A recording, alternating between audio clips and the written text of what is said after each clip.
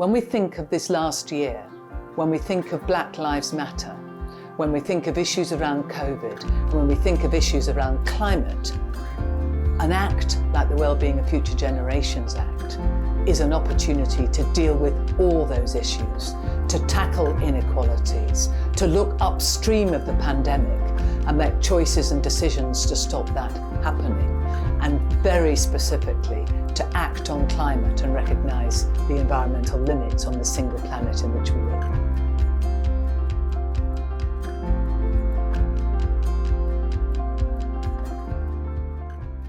Even if you're trying to do your absolute best about taking sustainable decisions, if there's no legal mechanism to make you do that, then they won't all be sustainable. And at a time when we've got this massive ecological disaster facing us, as well as a massive carbon disaster, that's not good enough. And therefore the Wellbeing of Future Generations Act is a duty to deliver that. And to deliver that in society, to deliver that economically, to deliver that environmentally, and to deliver it culturally. And it's that cultural change which is at the heart of this, because we do need to change our behaviours. And if government can help us change our behaviours, and if we can help government change its behaviour, that feels to me a much safer place to be. What we see with Wales's commitment to sustainability is, for example, the fact that Wales has the best recycling in the world as of last year.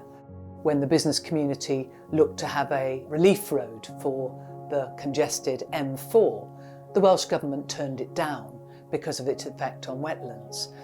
We're seeing now that the Agriculture Bill is promoting agroecology.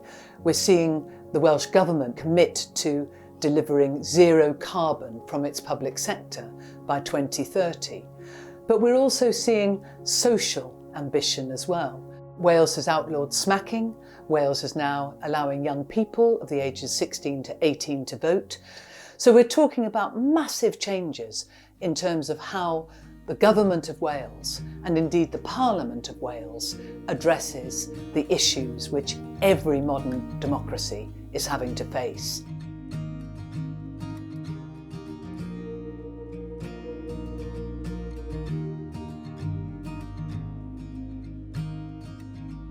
So there is a huge recognition of how important the community is here.